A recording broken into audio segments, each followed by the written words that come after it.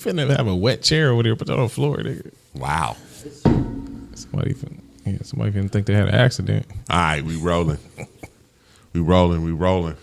And this is a very, very special edition. Before we do the toast, I need everybody to move over to this side of the stage before we do the toast this week, because these fools is shooting. Man. So everybody come over here on this side for the toast this time. Everybody raise your water, your coffee, or whatever. You already know how it goes before we really, really get started. Got a lot to say today. Mm-hmm. Let's start with, we all fall, but we say don't trip. We all been called, but all stall a bit. We all stand tall until that time we slip. Just admit, without the grace of God, I'm really bad at this. You know how the news be like, special announcement, special news, breaking news, whatever. It's one of these moments. Somebody shot at Donald Trump. Man. When that news dropped, what was the first thing you thought, Bookie? You know what? I got a call from my mom. I was at the baby shower. Okay. And moms called me like, somebody shot Donald Trump. I thought moms had ran into one of them fake IG posts or something. You know what I mean? Same thing I felt. I was like, all right, well, yeah, I kind of dismissed it a little bit. Like, okay. Yeah, boy, let me go check that out. Yeah. And then when I went and checked it out, I was like, oh. Like, for real? This really happened just now? Yeah, and I think you sent it to the group text. Who sent it to the group text? Yeah, that was me. Mm-hmm. When you did that, I'm writing back with wifey, getting something to eat, and I see it, and I'm like, first of all, I'm like, conspiracy, but I'm like, y'all don't waste y'all time either. These not dudes that just be sending anything. I'm like, he's sending something like this. Not why would Bookie be sending something that is fake? Ain't vetted, yeah. Yeah, and it's talking about he got shot. Like, right. Where's the funny in that? Like so right. I clicked on it and like, oh no, that's the news. And then of course, what's the next thing I do? You go to social media. You go to social media. I Google it. Google. Gotta see. Who else putting their name on the line for this being true? Just his name, nothing else. Not shot, nothing. Just name. Nigga, like that's what I do. I just Google the name. This name. First headline come up. Boom. Somebody shot your boy, and then the blood shot. You know the now famous picture. The iconic picture. Iconic. That's up there with Washington crossing the Delaware. Oh man, I'm out. I'm out already. I'm down. It is, bro. Man, that is. I'm thinking about hustling some T-shirts on that one, bro. What you say? Hustling some T-shirts on that one. I'm thinking about grabbing it. I got your back. Picture, we got the plug for that. But I'm in the wrong area for that. No, man. I'm gonna have to go to Westwood or somewhere. Hey, we could drive down to 5 a few blocks. Man, you know, if I hit Downey, come over here Downey on James side of town, they'll buy it over here. Hey, let's hit the 5 South. We'll get right to the people. We get to the right people on the 5 South. James, where were you? When it? Yeah, that's one of those. Where were you? When you that's why I'm asking him, James. Man, I gotta think about that. I don't even remember no more. The week been such a whirlwind, but the first thing you think is like, ain't no way. Ain't no way. It's the first thing you think, like, ain't no way somebody doing all of that. Let me say this before you continue. Let me say this. This is what, and I really want everybody to hear this. I feel so horrible that I live in a time that when I do hear news like this, my first thought is this is fake. Mm-hmm. You know what I mean? Mm-hmm. It's like, and then I start realizing, Jerrold, what do you trust that you see firsthand when somebody, since it's like, nah. And then what's even worse is, okay, this is the news that's reported. He didn't fake this whole thing. Then you see the video. He like, he probably didn't smash the little thing on this, the little Hollywood. You into all of that? Yeah. Why is my mind got to go through all of this just because of all of the crazy stuff I view on the internet? Because we got that honest. I can Photoshop something right now with y'all two in a pool, and y'all ain't never been in that pool. We can AI that joint. We could do whatever. So we know that this is how it goes now. And I'm saying stuff like this. Gray's bullet, like Hollywood, like in the movies. oh, I got grades. You know how many people got grades by bullying? Yeah. But that's Hollywood. Right. You know how many people actually get hit by that thing? So you going to tell me? But anyway. And then I was like, they killed him fast. I'm like, I need to hear all the stuff about the dude that didn't got killed and that person that didn't got killed in the stand. I need to hear all, you know. In your mind. Yeah, and I'm like, man, I wish I could just take stuff at face value. Oh, I think that would be over with. I wish I could kind of go back to that because it's more relaxing for my brain. So that's the only thing. That's the only point. But man, did you hear Tupac dissing Drake the other day? Dissing Kendrick. Did you hear Tupac dissing Kendrick? The cat's out the bag. You know that, right? I understand. So I'm saying you getting this honest. Yeah, you got it honest. What messed me up nothing you can do about it. I hate that though. Watching 2 seasons of Scandal and watching The House of Cards. So now I believe that's how all politics rolls. Oh, you like broken. You I actually believe it, bro. Like seriously, House of Cards. If you ever go and watch House of Cards, and you can actually like put real faces to the situations in this show. Mm-hmm. Same thing with Scandal. Like Scandal is really Olivia Pope is an actual person in real life.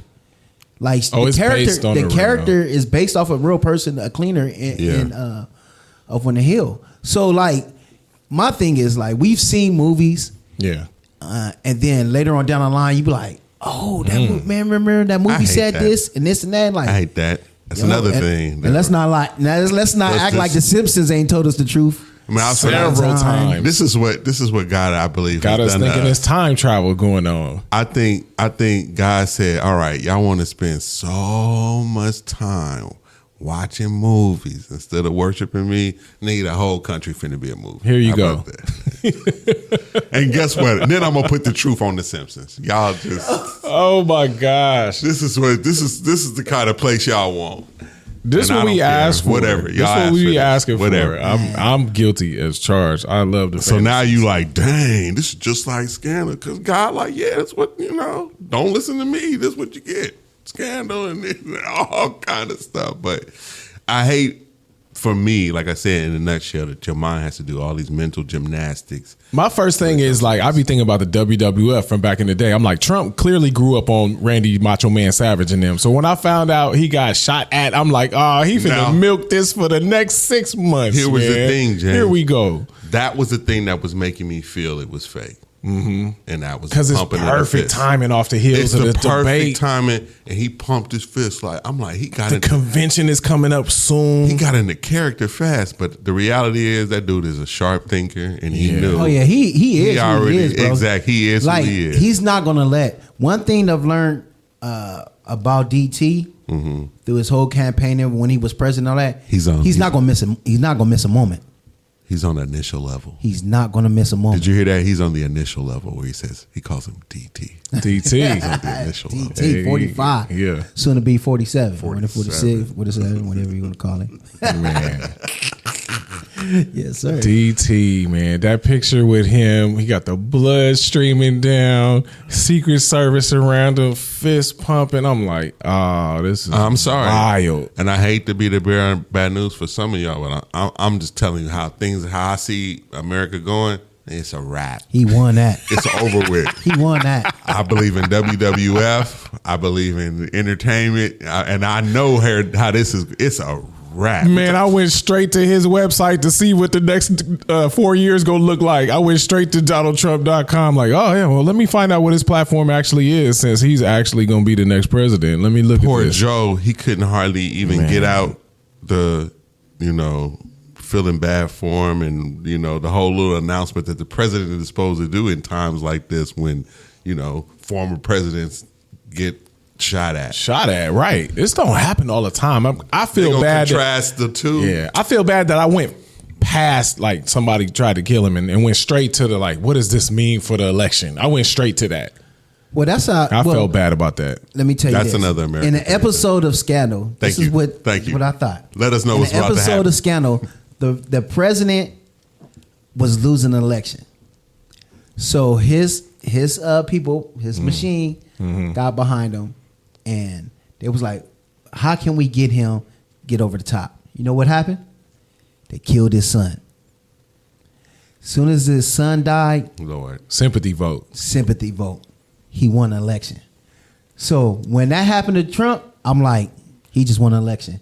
It only take one moment when the race is tight. It takes one moment to flip everybody, and that was DT's moment. That boy was not off the stage, and they was USA. Exactly. US.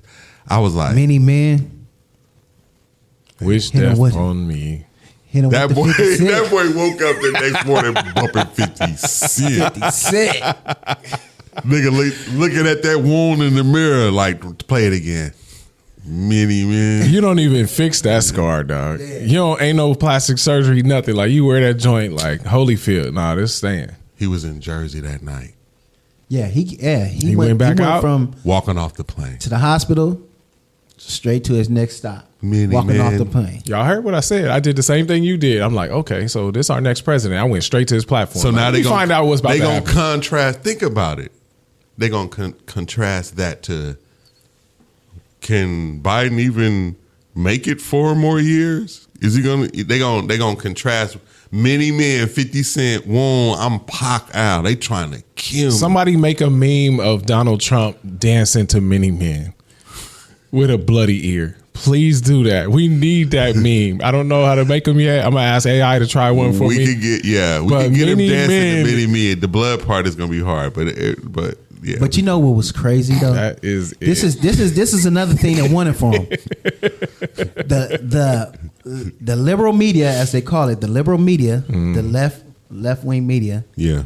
They were posting headlines saying that, oh, Donald Trump failed during rally. Next headline, Donald Trump issued off stage during rally after sounds being heard.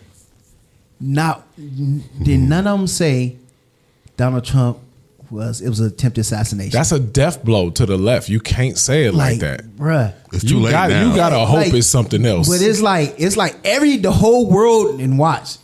They didn't got the shooter, all of this, and you still won't call it an attempted assassination. They hoping it can't. Please don't let it be that. You know that's what they said. This man fell on stage. Man, please let that all be all that happens. Let it be anything but this. You know that's what they was thinking. Let it be anything but this. He lost all credibility. Somebody lost their life. Yeah, exactly. Let's stop. Let's stop there for sure. Are we gonna speculate if it was really shooting going on? Exactly. Are we gonna really do that now? Well, what we have to do. What we have to do is stop playing politics. Be that guy? You got to stop as soon as. So I'm in politics mode, and I feel bad that he getting shot at it. But I'm still thinking about the election. I'm like, he gonna milk this. He ain't even gonna care that he got shot at. He gonna love this. Mm-hmm. And then you start hearing more stuff unravel, and then you start hearing like, oh, the one guy, the firefighter lost his life. I'm like, oh, now it ain't funny no more. See. Like, I was looking forward to, the jokes with Bookie and whatever, because I know that's his guy. And I'm like, yeah, that would have been cool. But now it's like, people done got shot. It'd have been different. Ain't nobody died. Yeah, man.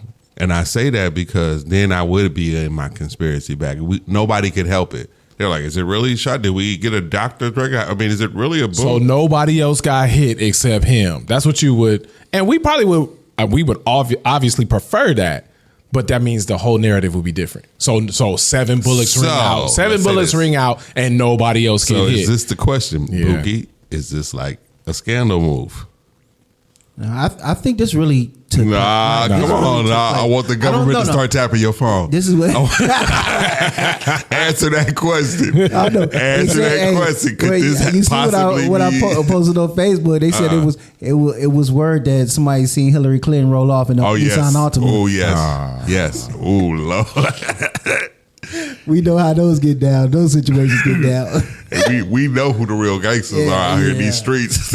Yeah, but you know what? It was a moment when I watched the interview, and there was a doctor in a crowd that was there. Yeah, and he was bloody shirt and everything. I saw that, and it was he was like seen a guy that got shot, went over there to rush to help, and I mean the situation is real. And then I had made a comment on a post by Willie D. Willie D had made a post that I felt was very disrespectful, not just because of Donald Trump, but because of the families. Yeah, I'm like, oh, we just going to ignore the families? What exactly? The people, the one that got shot and got killed. What was he saying? What Willie D talking about? Willie D had made a post saying that y'all respect the person that got shot, but I respect the shooter. Mm-hmm. I'm like, bro, you too old for this. That's that COE, that content over everything type vibe. Yeah. So we just gonna go viral no matter what it is. You're doing all that for likes. But my post to him was, well, what if that was your brother? What if that was your dad? What if that was one of your relatives that got killed? You know what I'm saying? Mm-hmm. Like, so you still respecting that shooter? And let's do that right now because my man went out like a champ. The man's name is Corey Compertor, ex-firefighter, church-going, loving member of society, girl dad, 2 daughters. You know how he died? Covering his family, son. Like a champ. Went out like a G, covering his family. That's the dude who actually died. He died covering his family.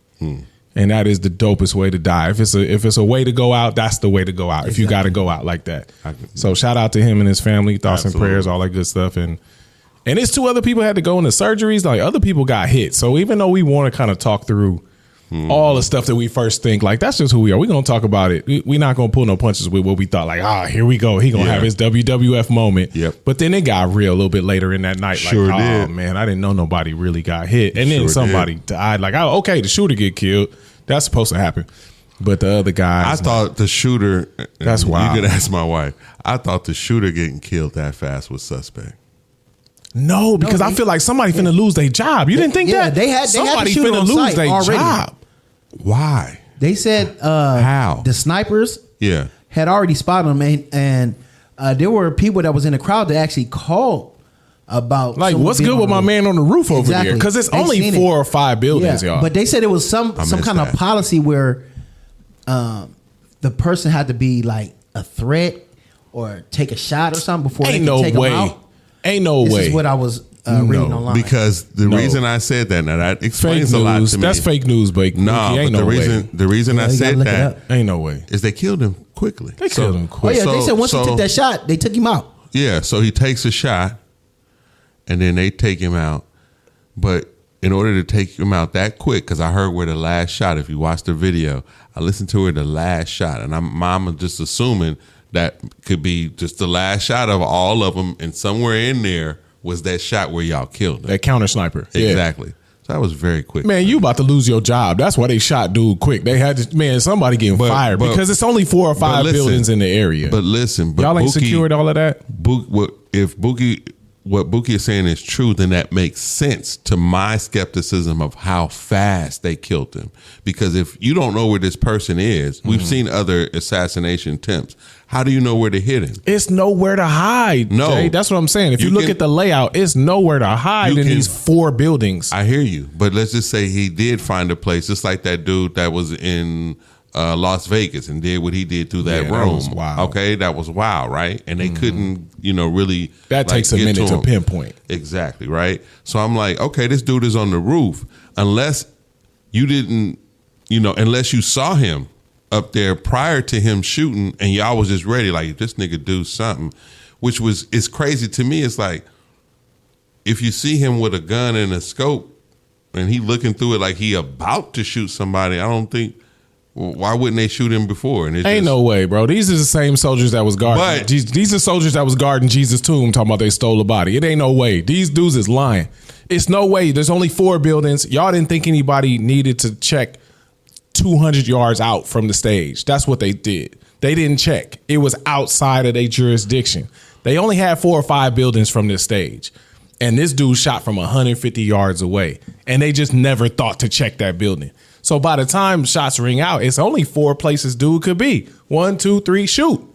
We check that roof, that roof, that roof. There you go, shoot. That's all it takes. Because it ain't nothing else to look at. I hear you. So that's why I think my take is a little different, because it wasn't no 50 buildings to look from like in the Vegas situation. It's 3 places this dude could have shot from. We know he shot from over there because of the way it grazed his ear.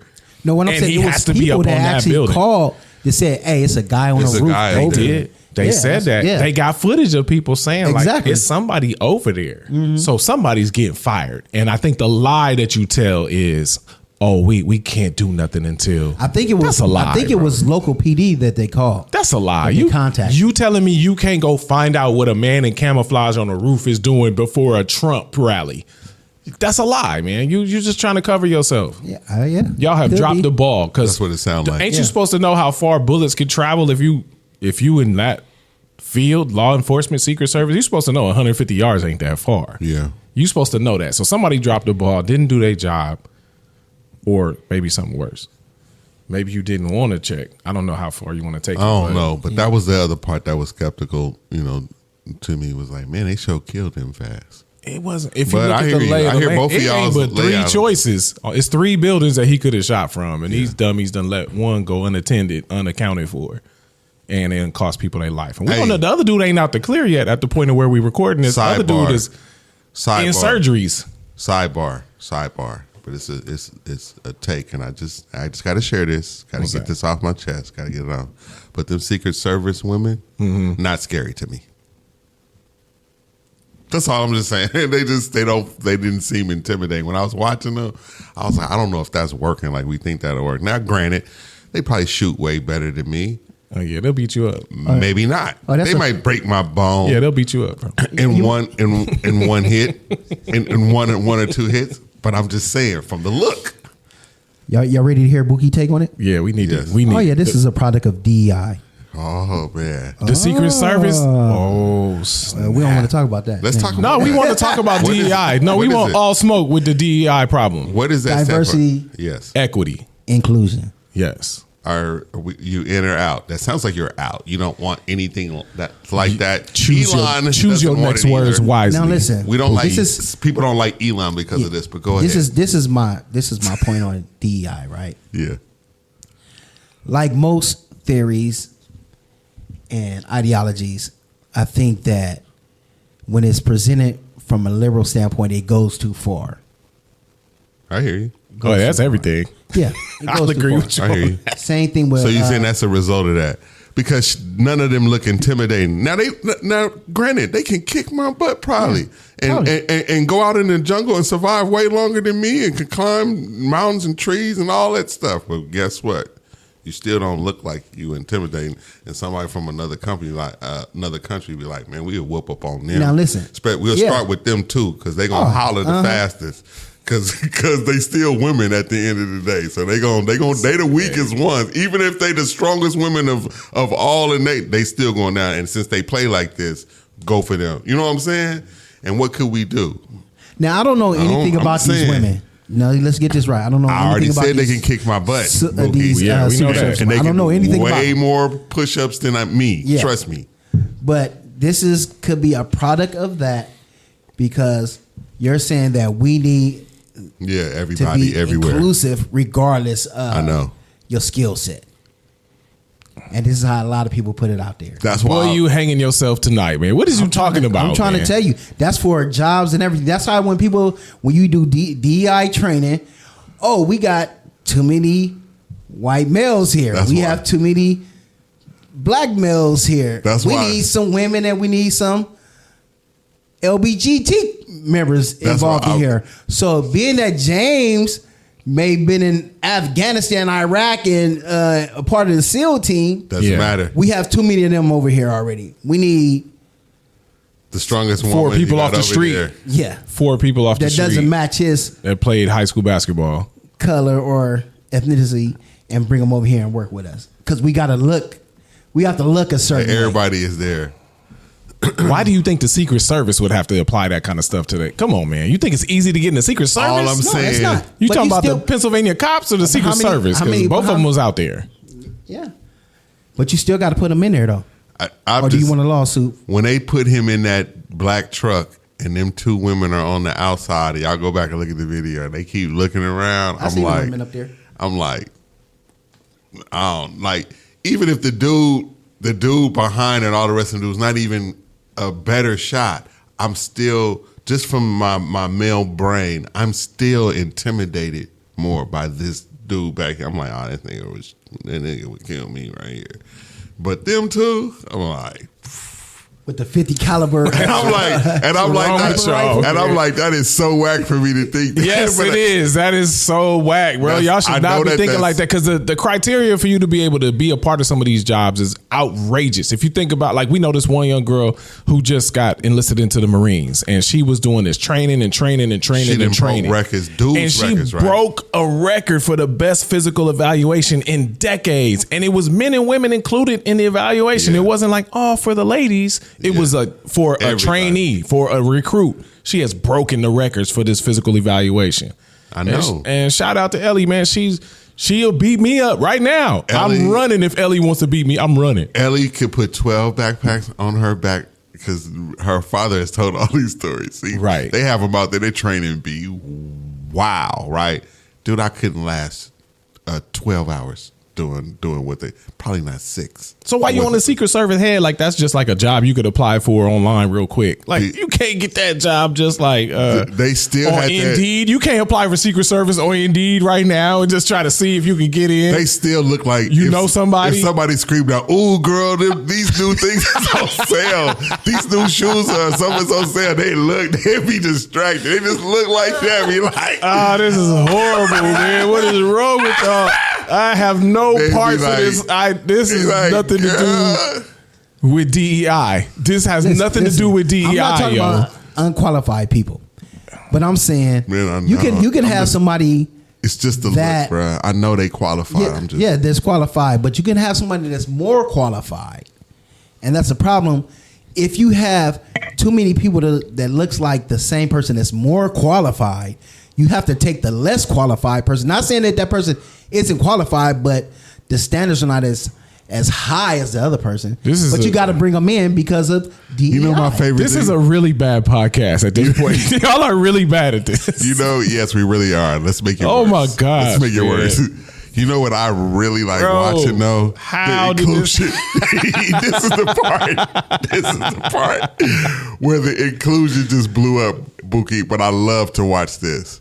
When our transgender people started hopping into women's sports, and they were like, nah, they like, everybody included. They like, and that's that tension. Yeah. It's funny how in most cases, it seems like we've resolved, like, nah, we different. But no, we all supposed to, exactly. Come on. You making my point now. I know. DEI got to be everywhere. Oh, it's somebody. So trans dudes, get over there and bust them records. Just know that somebody in cross country just took a spot that one of our daughters worked their whole life for. Hey, there's a slot in the Olympics right now. Yeah. But it might be your daughter's generation's fault, unfortunately, a byproduct of what he's talking about. The time that they ran, like you said, shattered the record on the women's side. That same time on the other side wouldn't even have cracked the top 10. So I'm over there. On the men's side, you're not going to qualify for anything on the men's side. But you shatter the record if you say, well, I identify like this, so let me and be I'm over here. there cracking and now an Olympic spot is missing. And laughing my butt off at the liberals who created this. And I'm laughing like, y'all see? This is what you asked for. This is what you're asking for personified. Like, and it's a clear problem, and some people are, of course, on both sides, but they're like, nah, dude, you're not a woman. I wrote a paper on that. I'm gonna love the Olympics. I love the Olympics, but that moment is when that moment come up, it's gonna be something to talk about because it's gonna get talked about because it's a history making moment. It's a history making moment, and don't be shocked when they bring that up. It's coming up. Yeah. Even though most of us don't care about cross country, it's coming up. You watch. It's only a couple weeks away. Because you can't push it. What? And then when something you don't like happen, be like, oh no. Oh, these are this is what you said. Come on. These are the logical outcomes. Everybody get a turn, and these are the consequences. You told people they can choose their own gender. That's what you told them. So in sports, though, dog. We didn't think it all the way through. We was like, yes, and then we was like, oh man, we didn't. And then they over there like, we're champions, like winning gold medal, like got gold medal over there. Breaking every high school record. And everybody like, wait a minute, something not right about this. Cause why? Physiologically, we different. That's some of my reason of looking at the Secret Service women, because it's like physiologically, I heard my can't man get the word out. That's it.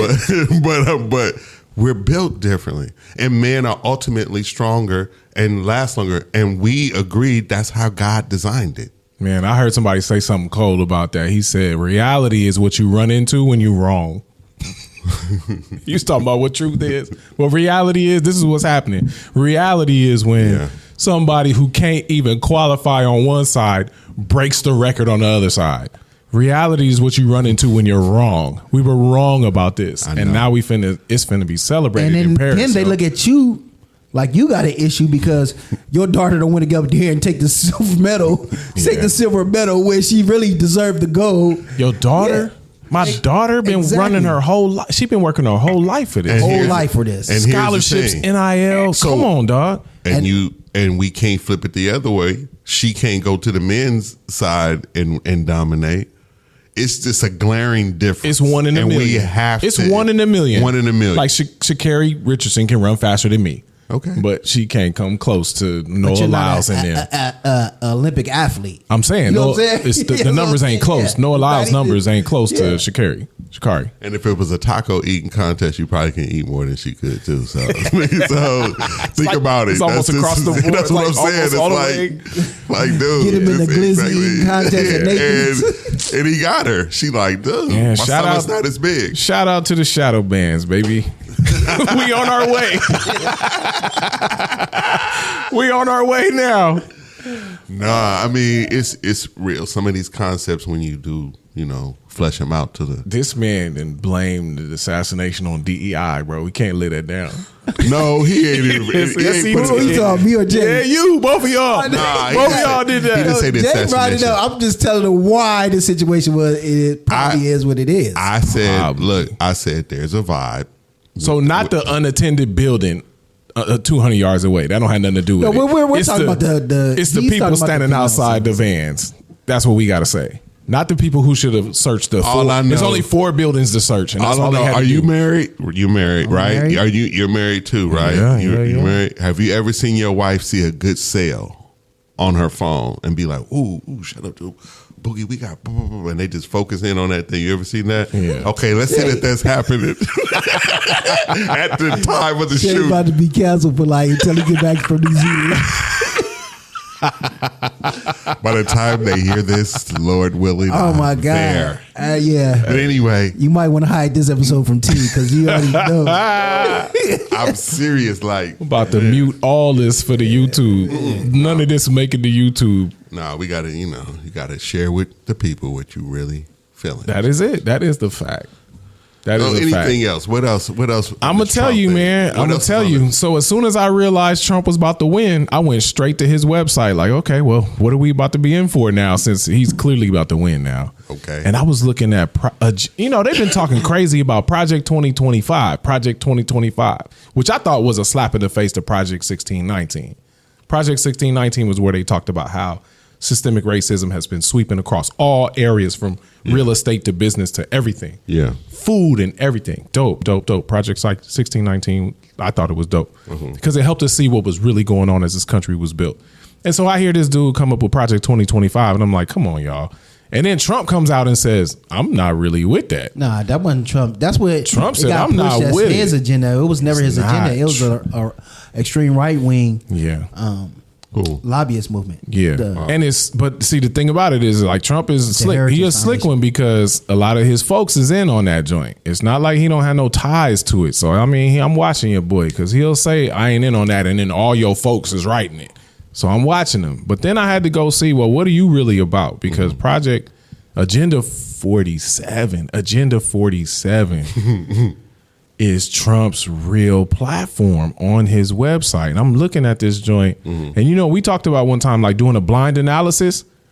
Where you just look at the like in sports, you say, just look at the stats, just look at what happened. Who do you think this is talking about? And you find out it's not who you think. So if I tried to do something, if I try to give Bookie a little bit of the benefit of the doubt and say, okay, well, let me check the platform since this man about to win. And I went and looked at, that's what I did. When I found out that he had got an assassination attempt, I'm like, let me see what he talking about. And Agenda 47, man, they got a lot of stuff on there. Got a lot of stuff on there that's worth a look. Like in the weaponization of government against American people. That's probably about Trump. Fight to protect Social Security and Medicare. Cancel the electric vehicle mandate. I don't know about that one. Keep men out of women's sports. What else? It's some whack stuff in here too. Stop teaching CRT, but also stop teaching. I agree with that. Stop teaching CRT. Make CRT shouldn't be a curriculum, but we can talk about that too. Hey, why not? Just speak on it. Why shouldn't it be? Well, see, when you make CRT a curriculum, you're saying we're going to teach this theory, right? And what is a theory? It's a set of ideas. Yeah. Right? Now, we all know the background of redlining, the prison pipeline, all these different things that, you know, the way the banks treat it. Yeah. We all know that. Systemic racism. We know that. All that. You know what I'm saying? Loans, business loans, and we're not, all that. And my thing is that this is a part of American history. Right. Well, let's just teach it as another aspect of American history. Let's not make a whole curriculum out of it, because when you do that, then you create victimhood. And I don't need another quote unquote white savior like Michelangelo's boyfriend that they didn't gave us, who said it was Jesus. You know what I'm saying? Just even the playing field. We know what the truth is. Just teach us true history. And all these things fall under true history. But don't teach it as a curriculum where you say, okay, this is theory. This is what happened. We're going to blame all the white males for all your problems. You know what I'm saying? We know history. We know the situation, and need to be taught that. Christopher Columbus is not a hero. Exactly. Let's be real. We knew that. And take that out. We knew that. Thanksgiving is not really to be celebrated. Take that out. Let's talk about real history. Let's talk about how blacks helped build this country for real. You know what I'm saying? Now, you can teach that within a history subject. I'm fine with that. And then I believe that it should be taught. But to say, okay, because one thing about the government, you know me, and I don't trust the government. You know what I'm saying? For the most part. So if they call themselves doing something for us, it's always something behind the machine. That's you know what I'm Bookie, saying? Gerald. I trust the government. You listening? I really trust you guys. You guys are helpful. But that was Bookie said that just in case. The voice. I want you to match the voices different. Oh, you already know. The shadow band is on. Okay, keep going. You already know. Just like we found out a couple weeks ago that the whole food pyramid was a scheme. It was a scam. Yes, it was a scam. Yes, you know what I'm saying? Yes. Like, and so whenever they push something and they're pushing it down your throat, I'm looking, well, what's the real motive behind this? Yeah. You know what I'm saying? Yeah. What's the real motive? What's the real motive? So, but yeah, as I was speaking on critical race theory, these are my thoughts. I hear you. You know what I'm saying? I feel that perspective, and I understand what you're saying, because you're saying if you twist it a certain way, you're going to create the children to be people who say, well, doggone it, we jacked from the beginning, so let's rebel and do something stupid, most likely, if you keep pumping it like that. But the opposite of what he wants to do is, instead of teaching CRT, go back to teaching this pristine, whitewashed version of what happened in this country and how wonderful it was and how everybody had an opportunity, and it was always great. And we always had best intentions in mind, and all that is a lie. So we can't go from one extreme to the other. We're going to go back to my thought from last week. Do away with the Board of Education. Because they're the one that's pushing. They're the one that's telling you, no, you're going to teach this. Okay, this is the agenda that you're going to teach. What do you say? Give it back to the states, which I believe is the way government should, the way it should be pushed. Yeah, give everything back to the states. Let them control everything. I believe in that. Okay, because and this is my issue, as black people, we tend to be too emotional about things, and then we scared to get out of the whole think box, the group thinking. Group think, yeah. You know what I'm saying? Like, and so you get people like myself who will speak on things like this, and they be like, "Oh, he's an Uncle Tom, this and that." Well, you can call me whatever you want to call me. Yeah, I'm straight out of Compton. Yeah, I had to give up my Cadillac when I got married, because I kept getting pulled over by the sheriff because I'm a bald head black man with earrings in his ear driving a Cadillac, so they think I got dope in my car. Of course. You know what I'm saying? So you're not talking to someone who haven't experienced these things. I know what you're talking about. But at the same time, I'm still the same black man born and raised in Compton that have married, have kids. All your kids by the same woman. Same girl. I've graduated from community college, got my bachelor's, and on my way to get my master's. Same dude from Compton. Right. You know what I'm saying? And I'm not saying that we need to take on this or pull your own self up by your bootstraps kind of deal. That's not what I'm saying. Nobody else had to do that. So yeah. But what I am saying is, when you push these agendas, now you're telling these people like, all your problems are based on this white man. And that is dangerous. So just take it on. I agree. There's that no is way dangerous. out of this. And that's dangerous. We need to really attack. Well, we need to attack. Forget about all of this. We need to really attack the whole situation. Let me hold on. Let me help you out. Bookie is saying, for those, because I see your face, James, but what Bookie is saying is, I'm still going to teach history. We still going to talk about racism. We're going to still talk about redlining and all the other stuff that is part of history that did make things hard for African Americans. Exactly. But here's the story about America, and that's what I was saying last time about the good part, is that it set itself up to be changeable, if you will. That's just a fast and easy way to say it, right? And so people stepped up and we did just that, right? And it still needs more, and we struggle with certain aspects of society to this day because of the effects of those things. But what we don't want to teach is victimhood. Victimhood, exactly. And teach it in such a way that your kids feel like, well, then it ain't no way out of it. And I'm telling you, that's the quickest way to make young people rebel and just do crazy stuff. So I got a response to that when y'all finish. Go ahead. Let me finish this last part. Let me finish this last part. I think the way to attack this systematic racism is to attack the structures. You know what I'm saying? Let's attack the prison system. Yeah. We know that they put all the minorities in prison back in the 80s, and they dropped drugs in the hood and gave us it's proven 20 years for dope that they didn't taught us that they dropped over here and taught us how to rock up and sell. Yeah. They all apologize for that. Yeah. They know they messed that up. They've all been apologizing. You know, so let's attack that. Yeah. You know what I'm saying? Just like now, they're just now letting all these people out for during all this time for weed, even though the government had a patent on weed since the 60s. Yeah. Before it even popped off and you start stacking Negroes and Latinos up in the jail for it. So let's attack the structures. Let's fix that before.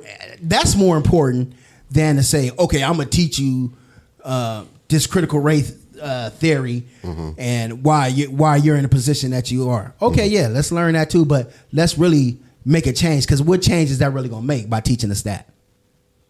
Let's attack the structures, the bad structures in America. Yeah, I'm in full agreement with that, and I understand your stance of like the way that you break down or attack systematic racism and is to attack the system itself, these structures that work against us. So I feel that. And so James, this the part that need to be said though. So when CRT comes up, you got to know what critical theory is. Critical theories are about all kinds of parts of society.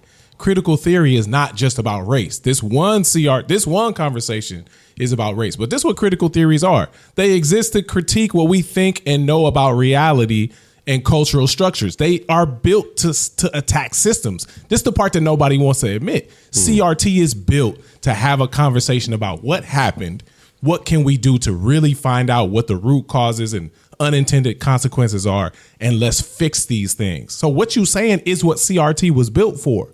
CRT was brought to the table to say, okay, what happened in this country that created systemic racism that stopped us from having wealth, freedom, equality, equity, diversity, inclusion, all the things that DEI is trying to recover. DEI just trying to recover something that should have already been true. In our Constitution, DEI is already built. So if you're not applying it, critical theories come along to say, okay, let's look at this and see what happened. Critical theory is another word for critical theory could be reverse engineering. Let's see what happened. Okay, how'd you make this cake? Oh, you made these tacos. Let me look at what Jay put in these tacos. It must be some pico de gallo in here. It's some lemon juice and some chicken. Oh, that's what CRT is doing. It's saying like, what happened? That's breaking down the structure. So if you just demonize something like, that's why I hate the right's platform, because y'all demonize everything without telling us what it really is. You fearmonger everything so that we'll just be like, oh, CRT must be terrible. It's not terrible. It's built to say what happened so that we don't do it again. But nobody says that. They say CRT going to teach your kids to be victims. And then that's not what it's going to do. It's going to teach your kids what really happened, because we couldn't buy nothing on the water. So those $2 million, $4 million properties that's all along Malibu, we couldn't buy them. That changed the outcome of the LA people who could have went that way and could have had decades and decades of wealth, generational wealth was held like hostage from us. It was withheld from us. We could have easily went to Santa Monica and bought up all of them waterside properties. They wouldn't let us buy them. You couldn't get a loan. And the unwritten rule was don't sell to no colored people, even though it's legal now. You know, King done made all that stuff legal, or whoever made it legal now. But we all got a wink, wink, unwritten rule. Man. When you sell that house, you make sure it don't go to none of them. They did that for decades, bro. Nipsey Hussle. It's the same thing that they put in for. But then who's gonna look at these teachers and make sure that they're teaching it right? You know what I'm saying?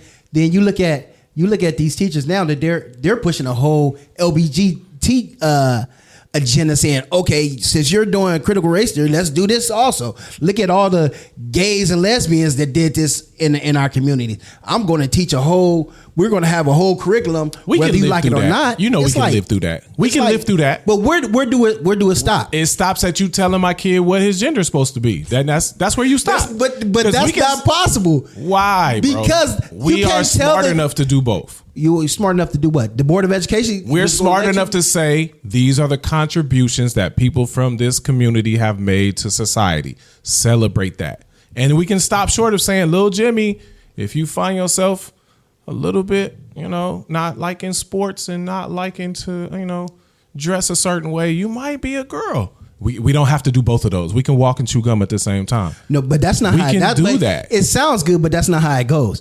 You go into these classrooms. I've seen it. You've seen it on social media. You have teachers in there. Oh, I'm pansexual, and little 5-year-old kindergarten guy. He's not really a boy. Don't call him a boy. Don't call him a girl. What? That was one of DT's platforms. Can I call him DT? Is that you think he'd be okay with? One of his platforms on Agenda 47 was he's going to outlaw teachers being allowed to invade that part of your kid's life. Like that's not your job. Teach these kids what they can do to contribute to society. Send them home. We'll deal with their gender identity. You don't teach that in a school.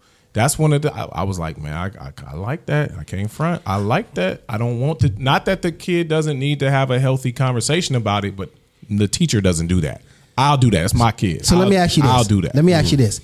At the end of the day, with CRT as a curriculum, what's the end game? The end game is that diversity and equity and inclusion are normal. They're normalized, where we understand like every race has something to bring to the table. Every gender has something to bring to the table. Everybody's included. Everybody's valuable. Everybody's equally able to become whatever they're that sounds good. able to do. But you know as well as I know. That's what the Constitution protects. You know as well as I know that that's not what they're doing.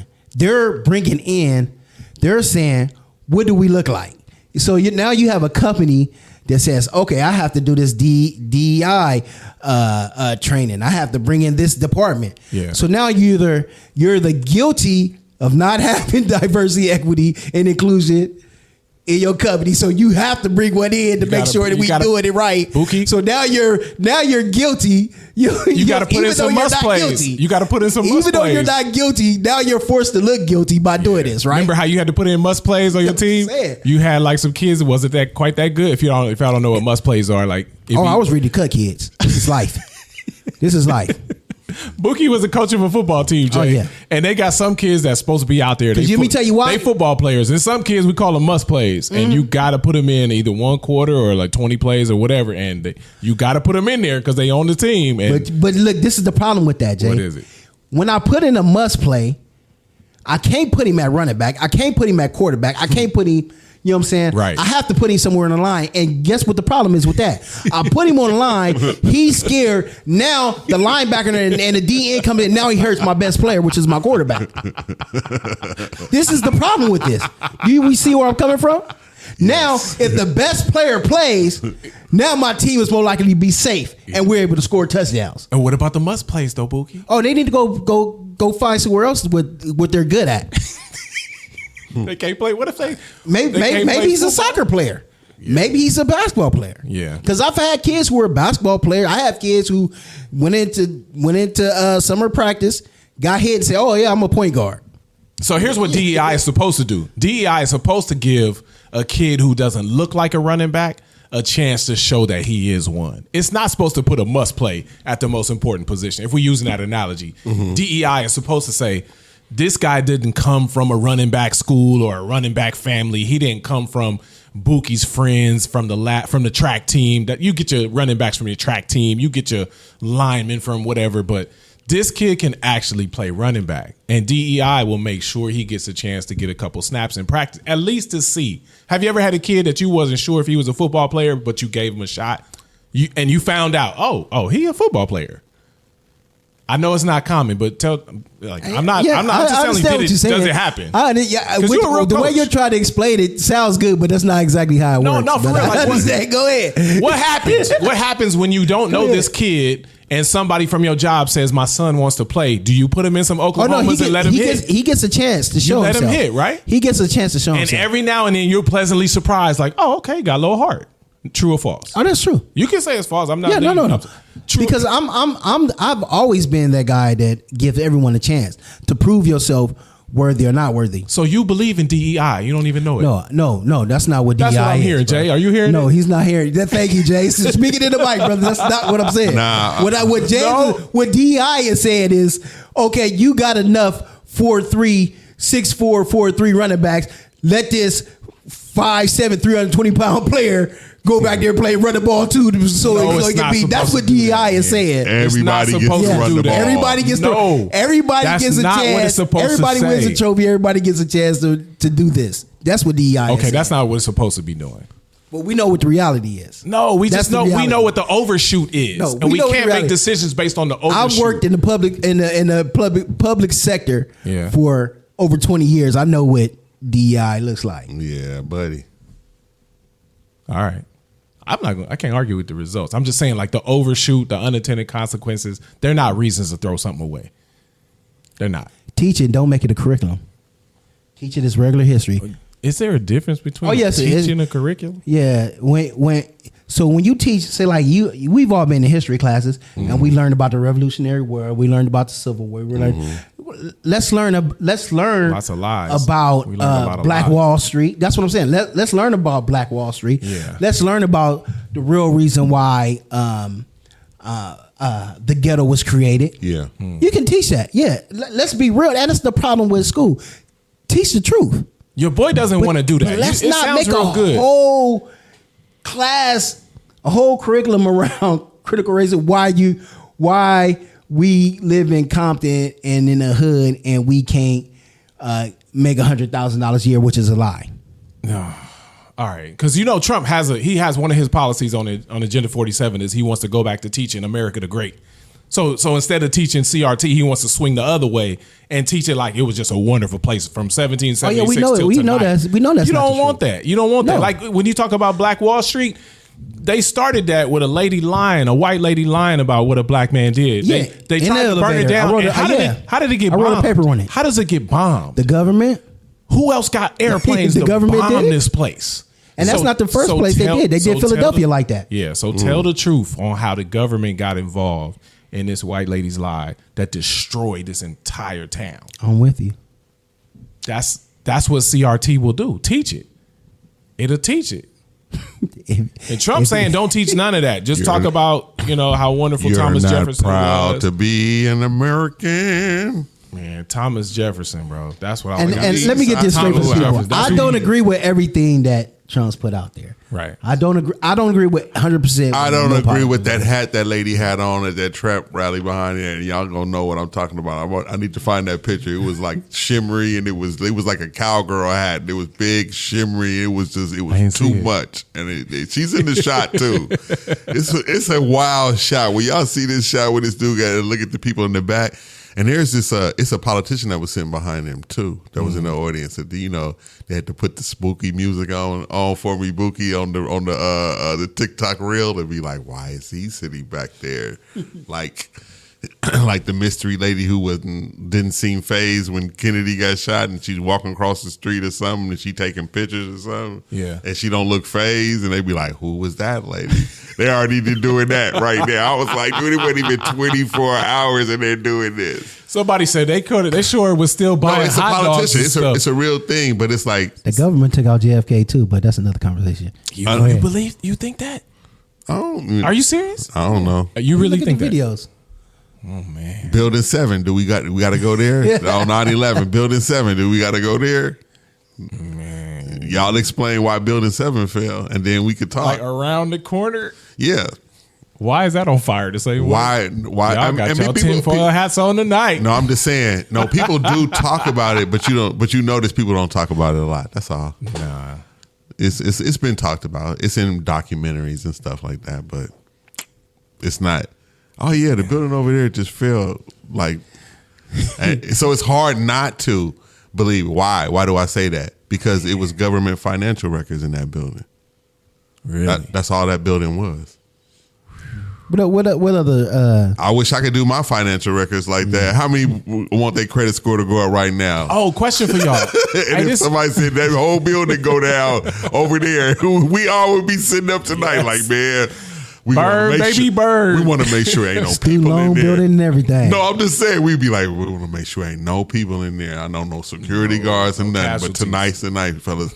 All our credit scores for to go up if this building go down. Roof, That's too tempting, bruh. One question. So that's all. All right, tinfoil hat off. Go ahead. One question about the Agenda 47. He wants to bring prayer back to the school. Yeah, I saw that. That was a weird one to throw in there. But he got a base, and I don't even agree with that. I hear you, Bookie. But he got to do something for the Christian base. Yeah. Okay, let's just cut to chase. All right, it's politics. So we try to please as many people as possible.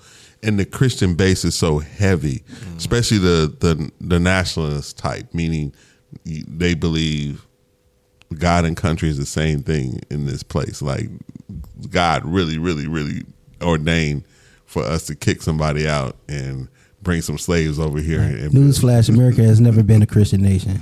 We know that.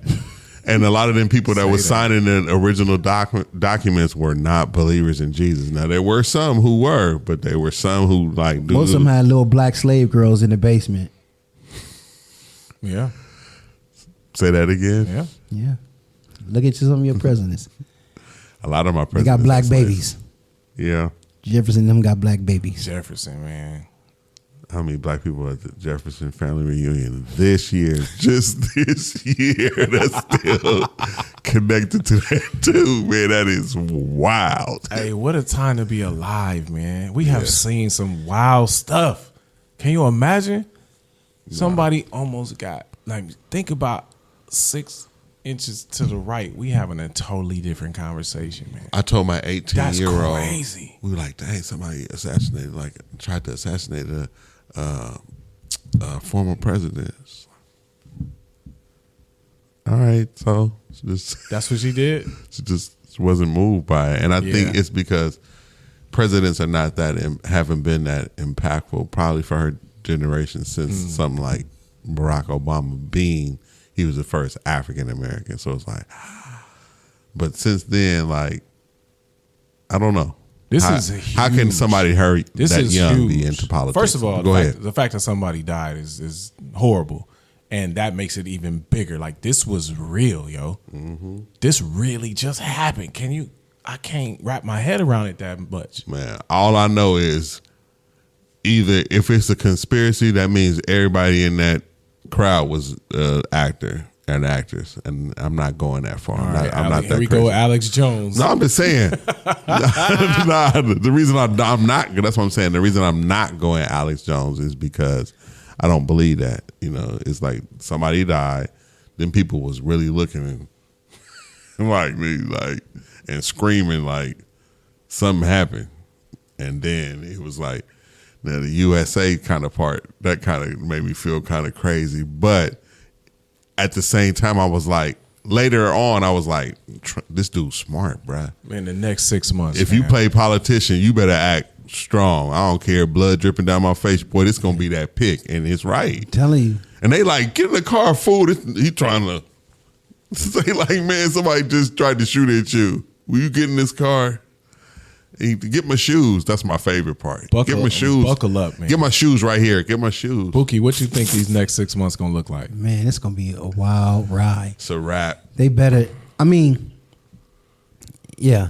Only thing they can do is try to convince Michelle Obama to come out, but that's not gonna happen. Yeah. Can I pray for that? I think I'm gonna start adding that to my prayer list. I'm gonna start praying. Man, for he that. gonna get out that DT jet for the win. Off that Tupac. I won't deny you. I was stay right, and y'all ain't gonna be able to do nothing. He need to come out. He need to come out and they not like us. Next camp. They not like Trump. They not like Trump. Need to be the one. I'm telling you. I won't Man, Obama Harris 2024. Let's start praying, y'all. Y'all come together with me and pray. I pray again. There's only one person. Ticket. Nope. There's only Michelle one. Obama. That was it. Kamala Harris 2024. They don't like Harris, bro. Kamala, heck nah. They But don't if like Michelle, Harris, bro. You the only one that like Harris. Nobody likes Harris. I was not excited. I was not excited. He the only one that I know that like. I just Newsom and Harris is your next. I was hitting the panic button. It wasn't my. I was panicking after. But the only person who could beat Trump right now is Michelle Obama, brother. Okay, then Obama, pick whoever you want. And it's gonna take her a lot of money too. She can't just come out with her face. She's gonna have to break that bread off. She hate DC. It's not happening. She the only one who can beat him. Hates that. That's just my opinion. Like she had a front row seat to how all that stuff really goes down. She's like, it got to be a giant personality, and it couldn't be like Oprah. Ain't nobody gonna trust nobody. The battery in his back now. But Michelle, because she just sat in the White House and. But you know what the real race is. What you mean? The real race, the political race, is Soros versus Musk. Elon Musk just jumped in it. Put me up on it. Elon Musk, he's backing DT all the way. So, that's the machine. That's the machine. It's over Elon versus. See, he got Soros. Tesla money. Yeah. When did they make this announcement? Yeah, I think he said it this week or last week. If he really made this announcement that Bookie is talking about, it's a wrap, bro. Yeah, like that. Elon, like, yeah. Niggas pockets like them. He gonna give him just a starter packet. He gonna have enough money. All right, I'm starting to get sad now. What else we gonna talk about? Come on. Well, here's the thing, James. Go. I'm about to get sad. This is what I told myself. Michelle, save us. No, this is gonna make you feel better because this is how they get us. Mrs. Obama, I'm sorry. When this all wraps up, it will be November. You will be thinking about turkey. You will be thinking about Christmas. You'll be thinking about what I'm finna do at the end of the year with my girl. And all of these, and we all discovered, and we talked about the other pod, we all gonna be watching Elf, around this time because that's our movie, right? That's gonna be the season when the news rolls out that he's our president. So people's minds are gonna be at the end of the year kind of happy, and then it's gonna roll out, and then all his hardcore support, man, Christmas finna be lit.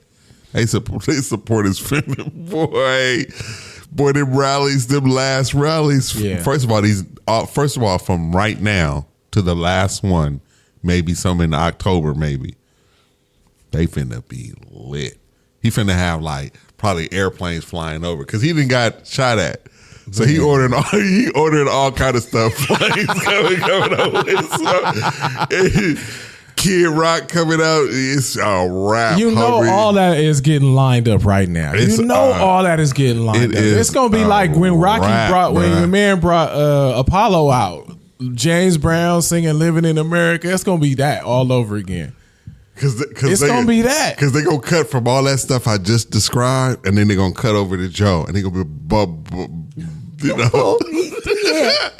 gonna be introducing the Ukraine president as Putin or something like that. Let's give it up for Cameo. Like, where do you think he at? Give it up for Cameo. Yeah, they said Biden called Trump after the situation when he was in the hospital. I want somebody leak that phone conversation. How's it going, big guy? You know what I'm saying? He just, trying to be nice and stuff out the gate because he probably getting recorded. How's it going, big guy? Man. What do you want? He probably said, man, F you. Because he's so thugged out. I just got shot, so he's still on one. Like Tupac? Yeah, he on two. Like he's seeing himself like, remember Pac was in that wheelchair when he got shot? We thought Biggie and them did it. It's like that again. You know who it was. You already know who it was. You seen him. Your city, you know who it was. That? Nah, yeah, he got the conspiracy theory down too. Because when did on Godfather where somebody was at a funeral and somebody had put a hit out on somebody else? It's one of them scenes, and they had no. What it is, they had a christening. Okay. Like some baby getting christened, but somebody getting hit at the same. And they knew about it. And they showing you how he just going on. It sounded like when they took Fredo out. Okay, well, sound like it. Joe Biden was at a funeral when it went down. That's what Biden was doing. He was at a funeral chilling, like, it's finna go down. I'm just saying, man. You know what I'm saying? Nah, he said it wasn't Biden. We all know it's Hillary. We know it's Hillary. So. Hillary was because she on that gangster. She mad. Still mad. She big mad. Hey, his platform, if you ever really dive into it, it is the polar opposite of the left. It is absolutely 180 degrees in the other direction. What direction is he supposed to go in? What team is he on? I'm talking about every platform position is like, oh, what they doing? Yeah, we doing this. Every single one of them. So yeah, like 4 or 5 of them, I'm like, that's horrible. But like a few of them, I was like, man. Like funding homeschools, bringing trades back to high schools, like giving incentives to high schools if they bring the trades back, like auto shop, metal shop, wood shop, industrial art. I'm like, man, I had to close it. Like I like too many of these. Bookie about to make me feel bad. You about to turn red? Nah, I'm not about to turn nothing. I'm gonna have to give you too many agree. I don't want to agree with you as often as I do. I had to shut it down. Like, you can kind of. It's just a polar. It's the 180 degrees different. It really is 2 different ideologies. Well, I'm gonna tell you right now. It's wild. If you are rocking with Biden, it's gonna feel like in a minute. You rolling with Drake right about now. That's exactly what it's gonna feel like. Yeah. Because Kendrick finna smash. Kendrick and not like us. That's what Trump is finna come out. They not like us. He gonna just be showing Biden face all his little enemies that he finna hit up. He told him he was coming. And he said when he get back, what he gonna do? And he gonna be showing their face to you like, man, it's the worst thing that could have happened to Biden, Jay. True or false? Biden. This is the worst thing that could have happened to Biden. He got exposed, and I knew it was going to get exposed when we did the what you call no notes debate at 9:00 at night. Exactly. But did the we must take Trump out at any cost cause this to happen? Well, what idiot said that? Yeah, Pelosi said it. What idiot said that? Nancy Pelosi said it last week, and Joe Biden said it. By any means necessary, he cannot win. That's what they were saying. And so, same thing. If you go back to what they said about Trump during January, January situation, I knew he was about to do this. They said he caused that. Do this. So did Biden and Pelosi cause this? Did they pump the people up that much? Say by any means necessary, he can't win. Boy, this dude already got his Fox take already. I'm just saying, it's good. Now I'm watching Fox News. He's good. Like, my thing is always like. Let's what you do on the left, let's do on the right. Let's keep that same energy. Keep the same energy. Level the playing field. I can't be mad at that. I'm not gonna argue with that. I can see somebody trying to go there with that, but no. They and the only reason I say no is because they killed the person, and they can now say both of these. Yeah, January 6th people died too. No, but what I'm saying both of these people died. I'm saying the perpetrator of who tried to kill somebody was killed, and so all they got to do is look at this dude and his profile and find that he got a history, and then a crazy dude. No, they already did all that. I know all that is out. The dad was like, he had my gun. Thought he was going to the range, and he didn't have no priors. He didn't have no record. But they say he's part of Antifa. There we go. I don't know enough about that. But I mean, he just graduated from high school. This dude young. And the dudes that went to school with him said he got bullied a lot. And he went Antifa. I didn't hear about the Antifa. That's all. Oh, yes. That's the first stuff. You got bullied a lot, so you go take out Trump? Hey, I don't know how crazy people think. I don't know. Yeah, I don't know the crazy connection. People, don't try to figure out what crazy people be on. But I'm just saying, like, there was no major tells. Can I say it like that? From what they saying so far. We early, but it was no major tells on what this dude was on. Well, I don't know about that on Antifa. That's what it was reported. Right. That's what they were saying. Well, whatever. Yeah. So what's good? What a crazy time, man. What a crazy time. Crazy. Well, let's switch wheels. Yeah. Because we've beat that. Oh yeah, Umar heard you talking about not attractive people marrying up and stuff like that. He has some words for you. Let's talk about that, since you think folks need to be matched up all the time. It is not hard for an unattractive woman to get an attractive woman's man. Here's where the pretty women lose. The fine sisters, this is where they get their heart broke. When they find out they man left them or is dipping on them with a woman who don't look half as good. Yeah. Self-esteem, she don't look nothing like she. You know how she got him? She catered to his ego. She looked at what you would not do and she did it. And any man to tell you when the lights off, everything's even. When the lights are off, that unattractive woman might got skills and talents that you ain't even thought about having. And well, James, why? Why are you starting with that? Why are you saying? You're saying in response to what? What did we just hear? Hey man, you know I'm always talking to the youngsters about, love life, romance, and trying to get them to see things for the right reasons and the right ways. And my wife is just so dope at mentoring young people in how to navigate this stuff. And I was watching her in action again. Shout out to Anna, she was in action again this week, going in a couple of young high school and college girls. We were talking to them, and it was just the idea that the conversation we had last time about how people end up with the person that they end up with. Like, it doesn't always look like, oh, they didn't quite match. Like, I wonder how that happened. How did that happen? A lot of it. And you've had the thought. The joke is we've had the thought. That's a fair thing. We talked about that. That is just, you see the first Okay, glance, we don't want to talk wow. about it. You don't want to say it, to maybe casually to people you don't really know. But Bookie made it simple. But it might be some fire pillow talk with your spouse, somebody close. Like, wow, that seems like an odd couple. And you can still say it nicely. Right, but go ahead. Go ahead. Nah, Bookie he made it easy on the last pod. He was like, okay, so you got somebody you attracted to, you got somebody you can have good conversation with, and you got somebody you can build a life with. That's it. That's what's happening. So if I'm finding myself with somebody that I could build a life with, hey, some of them other things that might be on the list that you might have thought would have been on the list, they might not be as high on the list, bro. Some of this stuff is coming from like healthy. I'm meeting somebody healthy, meeting somebody I'm attracted to, meeting somebody I can talk to. Yeah. And for some people, they might find a guy that's like kind of not quite in a league.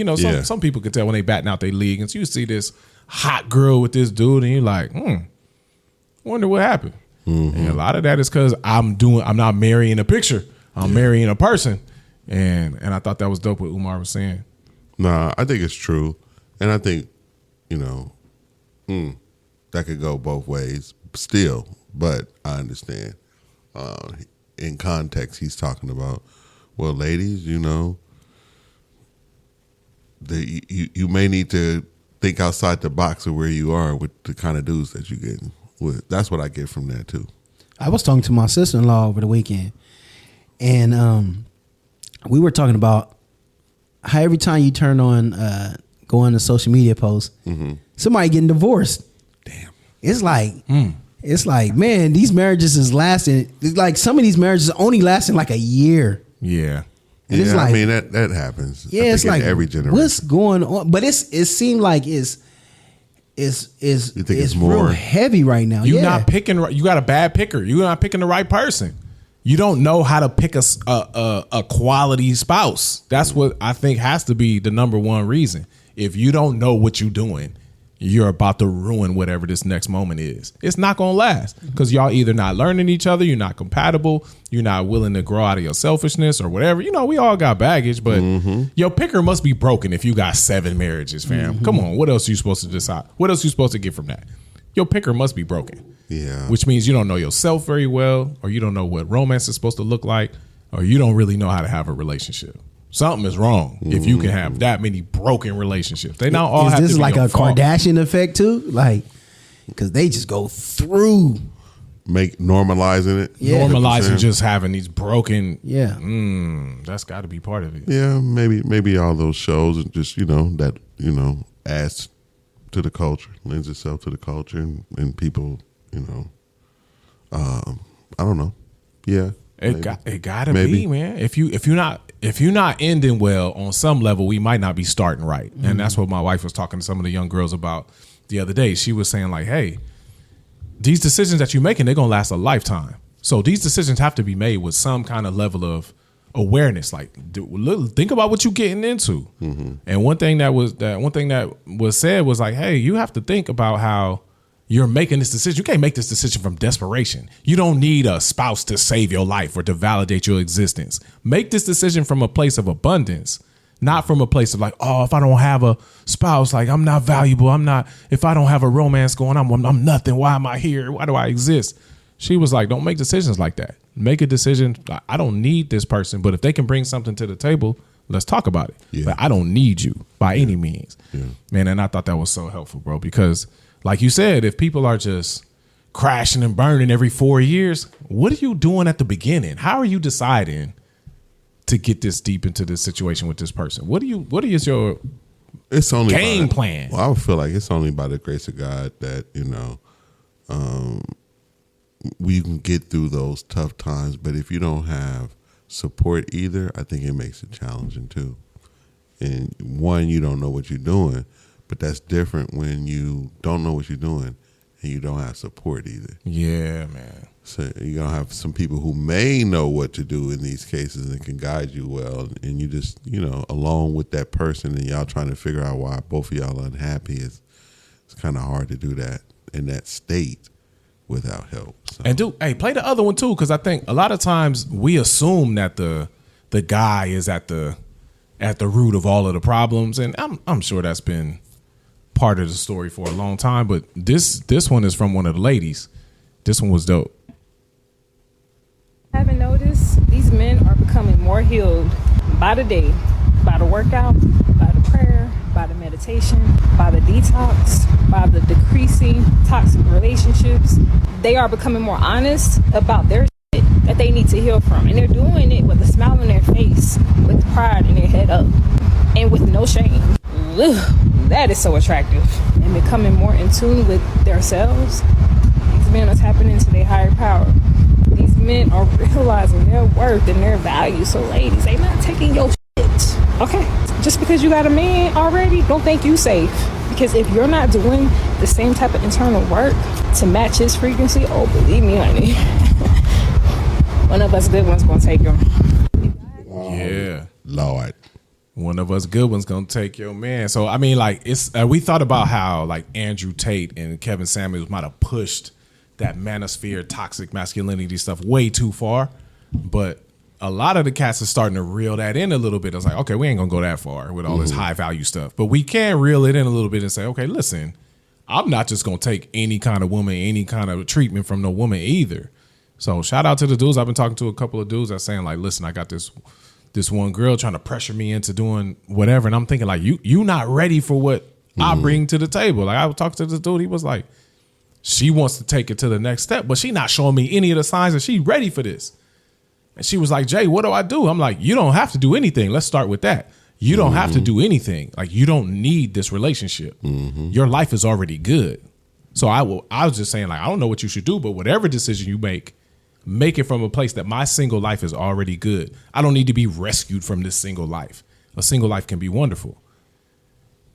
Now, if this person can add something to my life, then let's talk about it. And he was getting to the place where he was like, I just don't see it. Like she's pressuring me to take it to the next step, but I'm not seeing the signs that this is the next, that she's ready for the next step. And he was like, she wants to make all the decisions. She wants to call all the shots. She wants to tell me what everything is going to be. And I'm like, I'm not about to go through all of that with you.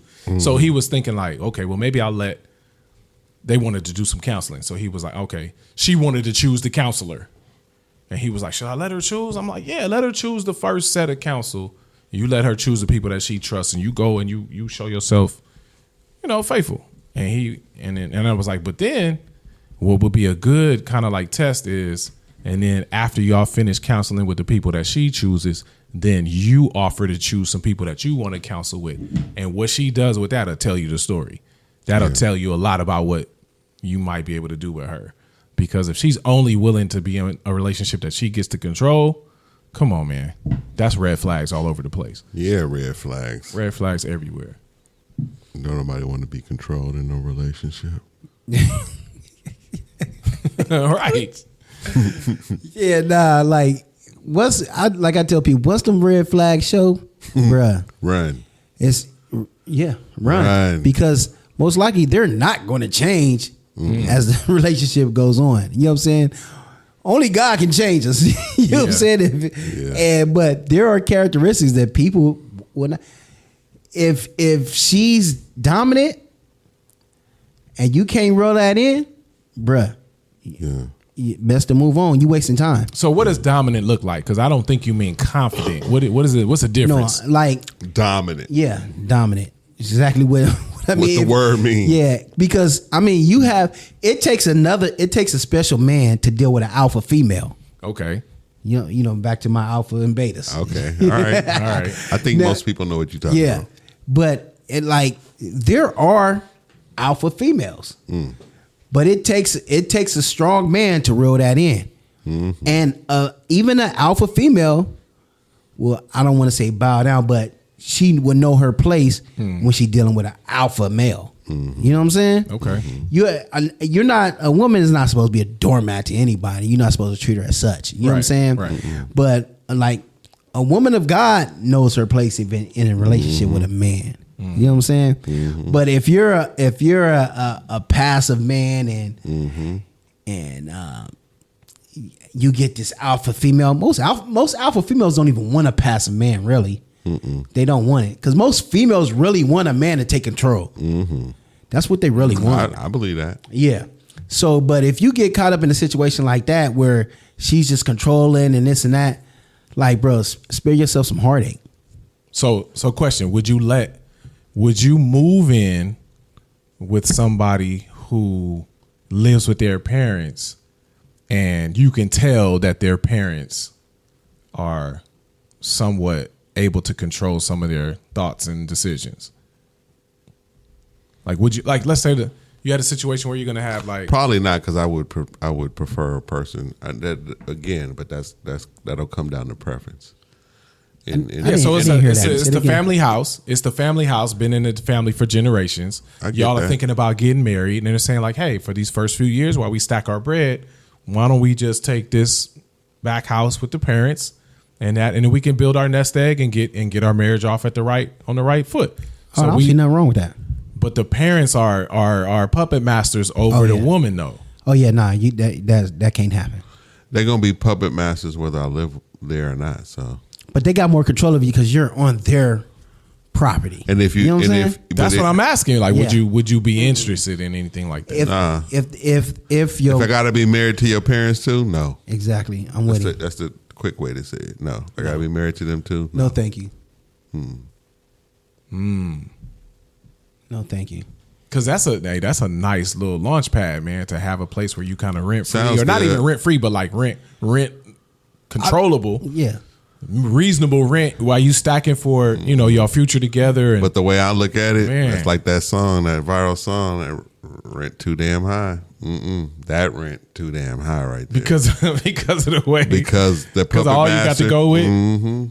That's too high. If I can't swing it somewhere else. But my point is, if I can swing it somewhere else, I don't want no girl who parents is like that. And she shouldn't want no dude that's like that. Exactly. Nobody should want that. She shouldn't even want that.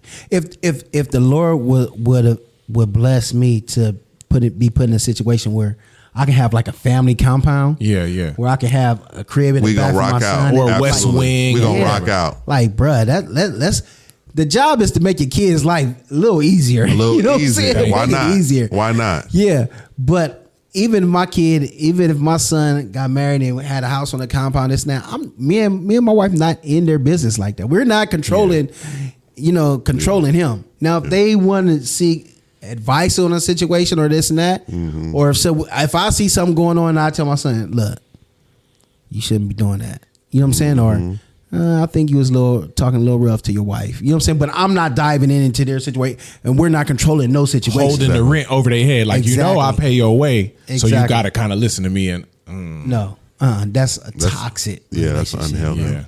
Yeah. That's very unhealthy. But I mean, that's ideal. But for that situation, it's a no-go. Because it's dope when parents can help a young couple out. Yeah, that's dope. I mean, especially in today's time. Not every city is expensive, but ours is.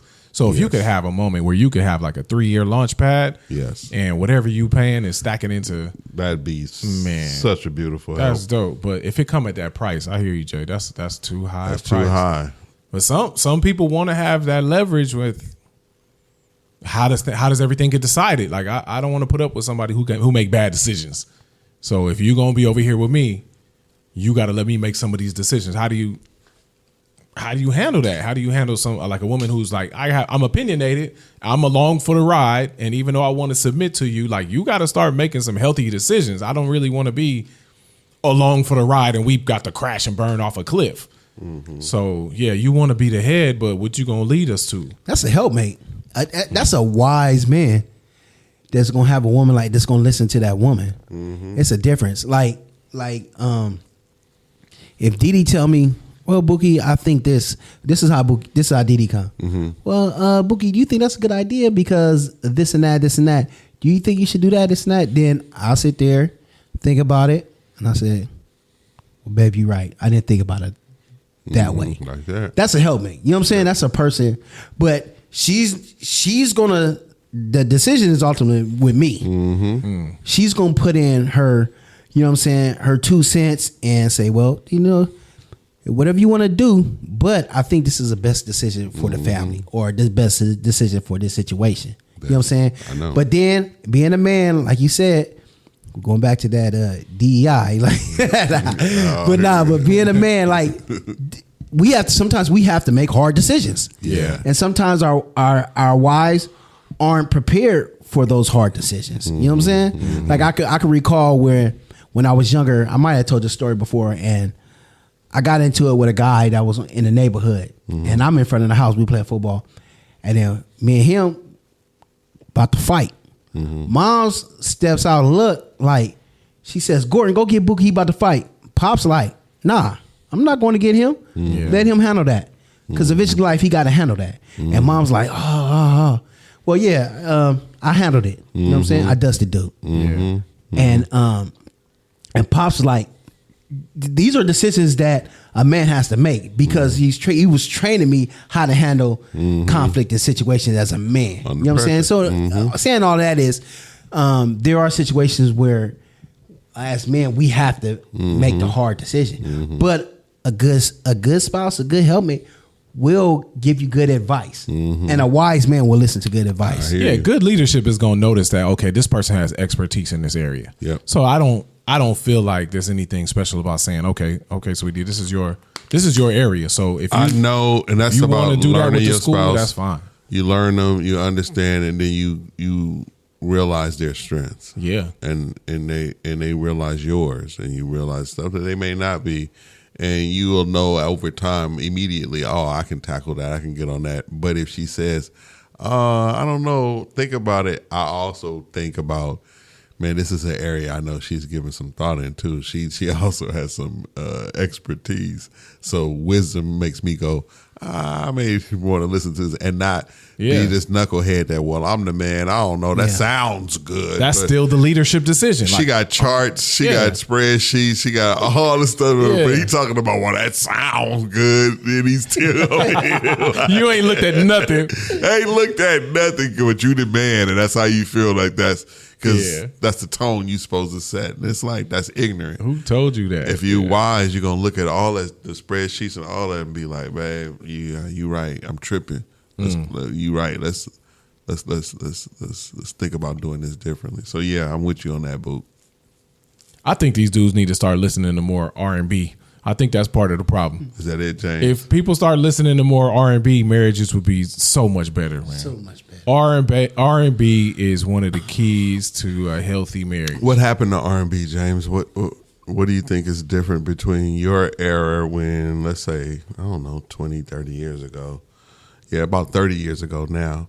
Because that's when R&B, I think, from our generation was really, really, really booming. Nothing like 90s R&B. That's what I'm saying. 90s R&B is so top notch. So that's high school years. So what happened? 10 out of 10. I like to know because I most definitely sense a difference. But what happened?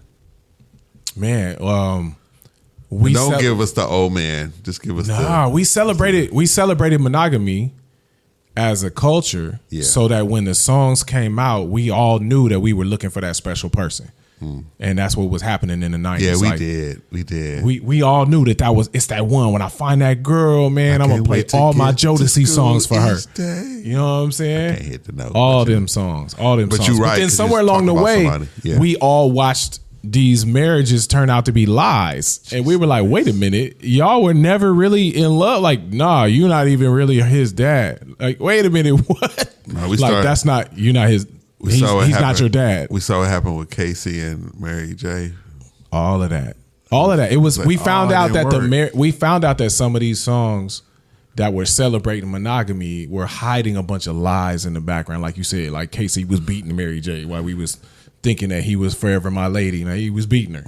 You know what I'm saying? So when we found out that all this stuff was like a lie, we all started feeling like, I don't know, man. Yeah. Maybe I don't need to put myself in position to be played like this. And then when the culture stops celebrating monogamy, the song's gonna stop celebrating monogamy. That's what happened to R&B, and that's what's happening. It was like people don't want to be in love no more. Like, what happened? The love for a lot of people, it proved to be a lie.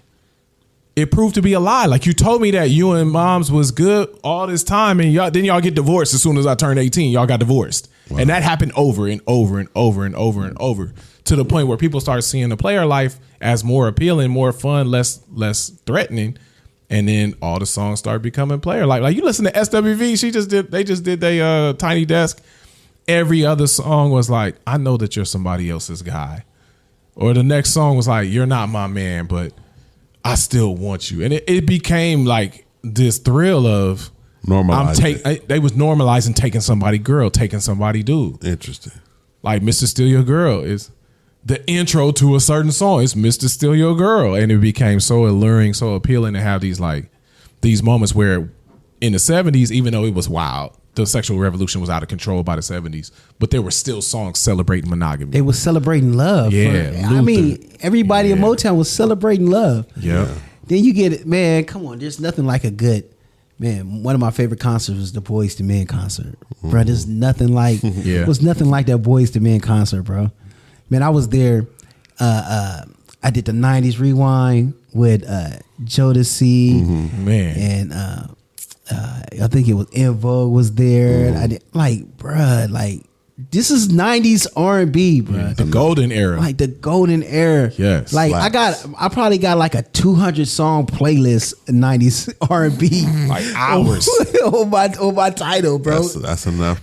And you know what's funny is the reason why the reason I was laughing when you said that, because when I was working at my last job, I would sit at the window and I play my music low, and they'd be like, "Here go Lamar in love." Yeah, lover boy over here. Here go Lamar in love. He must be in love. Everybody, over here in love. Yeah. You know what I'm saying? Because I'm like, bro, I enjoy my marriage. I enjoy my wife. I love my wife. I you know know, like, and I wouldn't. You know what I'm saying? Yeah. Like, bro, what happened? Yeah. Part of that come from being taught by Luther and Anita and Whitney and Mike and everybody else that was saying, like, when you find that one, ain't gonna be nothing like it. So they was from the 70s to the 90s, they was celebrating that. Now, what was happening after the show was over was still wild and crazy. Yeah. Man. But it didn't start, that part of the crazy world didn't start getting celebrated until the bad boys of the 90s, where they started saying, you know, I'm just out here. I get around. You know what I mean? I'm gonna be with whoever. And then once they started celebrating that part of the lifestyle, then scumbags like me started playing them songs. Like, yeah, that's really what's going on. That's really what I'm doing. Like, you're celebrating what I'm actually doing out here, womanizing everybody. And then that like, it took its a life of its own. And then it got to the point where now we got the toxic cats like Brent Fires and cats like that are just saying, like, it's toxic and you know it, and we are terrible, and so what? And that's where it's getting to now, where it's like, yeah, I'm going to be with whoever tonight, and I'm going to be with somebody else tomorrow, and you know it, and you don't care. You with somebody else too. And we just gave up. A lot of people just gave up. Yeah, we start hearing that Where I Want to Be, all them songs, and then this is like we didn't realize like in the moment what he was really saying. Like I still want to hoe around for a while. Like I still want to be a hoe for a little few more years. And we like this song is so dope, but we was just ignoring the lyrics. Yeah, he said it's better to leave than to cheat. Yeah, ain't that considerate? Ain't that considerate of me? Exactly. It's better to leave than to cheat. God. That's very. Then we had Confessions, man, and we was like, oh man, this song is so dope. Like, but we still like, man, this man is cheated. What happened to R&B? And then it just like it was like. Was like the 400 years that God didn't speak with R&B. Like we stopped there and then we turned back and like, man, how we get to this? How did we get to here, bro? Like he said R&B went through 400 years of silence like the children of Israel. Yeah, like, man, how you do that? Happened, bro? We wake up and we got straight ratchet. Like what happened? Honestly, the only R&B album I listened to probably in the last like 3 years, well, even probably longer than that, 5 years, was that October London. That joint is fire. Hey, that joint is fire. Mulholland Drive, man. Man, that October London is fire, that bro. Joint go. I mean, I went through the neo soul phase, the Jill Scott and all that, Anthony Hamilton's and all them, man. Yeah, that was cool, but then like the 90s R&B is now the new oldies. Classics. When I hear my kids singing along with us, I'll be like, I did something right. They're singing along. Because, we do the karaoke joints sometimes. Like Memorial Day, we'll come up, we'll do the karaoke joints. I love seeing the couples get up and do their couple songs. Yeah. You see them do the Usher and Alicia Keys, My Boo, or they'll get up there and do. That's me and Dee song. Everybody in James House like to sing. What you say? I said everybody in James House like to sing and be in karaoke. All of them love that night. Karaoke way too far.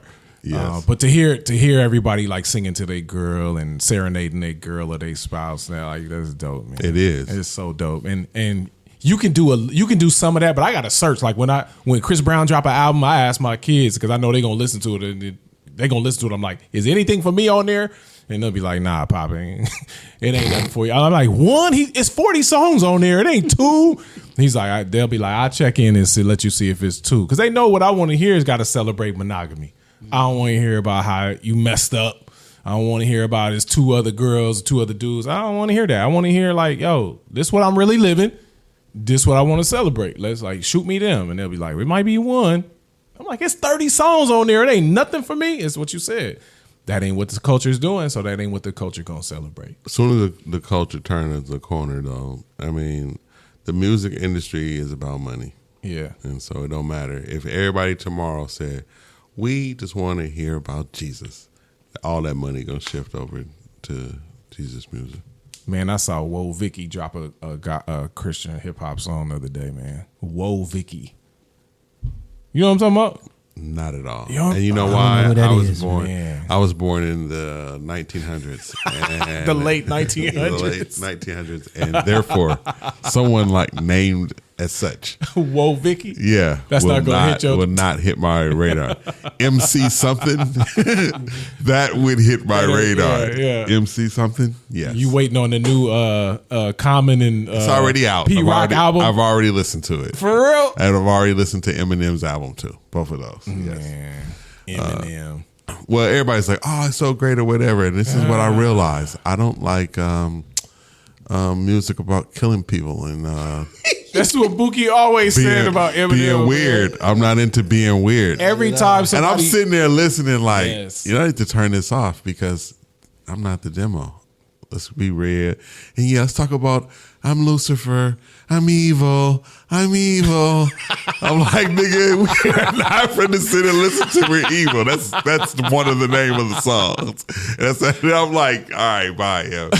But you doing your... You not washing your car to that? No. Because first of all, I don't want to look like a weirdo. That makes me feel like a weirdo. Talk about killing people and wrapping people up, and I'm just a grown man finna wipe up my car to that. No, I'm not doing that weirdo thing. But nah, I couldn't do that. And the Common and Pete Rock, what's so sad about that? Because I'm saved. It's like this dude is rambling about nothing. Positive nothing. And he's using some scriptures here and there, but he's using the Quran and everything else. So he's like, he doing yoga in the yarmulke or whatever other things you can put on. He putting everything on. He doing yoga in the yarmulke. He doing so. And I'm like, what I'm saying is I've gotten older. Even music and the musicians of my time put out music now. And it's like, what I'm saying is I'm not connecting with all of that. You know what I mean? Because it's like, dude, you're not really saying anything. You just rambling these things that you're gonna win an NAACP award. Most definitely. You're gonna win that. They're gonna be like, oh yeah.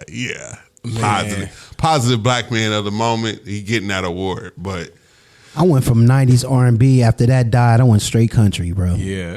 Straight country. Hey man, bring us into the country world. What do I need to know? Give me the starter kit. Zach Brown Bang. Okay. Luke Combs is that guy right now. Oh my God. Stapleton? Chris Stapleton. But here's my problem. I don't want to cry, Bookie. It's kind of stereotype. Dude, I'm telling you. They got some love joints. Listen to not the last Luke Combs album will have you crying. See? It dropped on Father's Day. I was like, it had me thinking. I'm like, so the last Luke Combs album he dropped like around Father's Day. Mm-hmm. It's an album about him and his son, whatever. The whole album. And I have a horrible relationship with my dad. I do not want to be. Hey, you listen to that, you gonna be like, you gonna be in the car crying. Exactly. You gonna be in the car crying. That's what I'm saying. Now the one before that the album, the Luke Combs album before the last one he dropped, you'd be like, yeah, this is it. This one right here. Yeah, I'm just saying. Man, what's wrong with you, man? I'm telling the truth. That's true. Like, and I'm gonna tell you why. Adam sent a song a long time ago to all of us in our group chat, and it was something about your father or something, and whatever. And I'm like, man, I can't listen to that, man. I think that's the Luke Combs album. I was like, I can't listen to that. Yeah, me and Adam had a whole side chat about the album. We were like, man, because we're like, my son is about to be a senior in high school. See what I'm saying? Here we go. You know what I'm saying? All right. So he haven't made a college decision yet, this and that. Yeah. And I'm like, man, I'm about to lose my son to college. And I'm just listening to the songs, man. I'm like, my eyes got watery. Yeah, I know. It was songs like me and my dad used to do this and that. Me and my son. I'm just thinking about me and LJ, like, oh, I'm about to lose my son to college. Like, LJ, you do not have to leave. If you stay on, you can stay here. You gonna stay. And I told him, I said, you're not gonna get kicked out of 18. You going if you in school out here, you stay here. Yes. If you leave, when you come back, you still have your room. You gonna stay here until you really get married. You gonna put him in position. Exactly. And you don't mind. You know, and that's all you tell him as a dad. Don't feel pressure that you gotta figure it out or whatever. Yeah.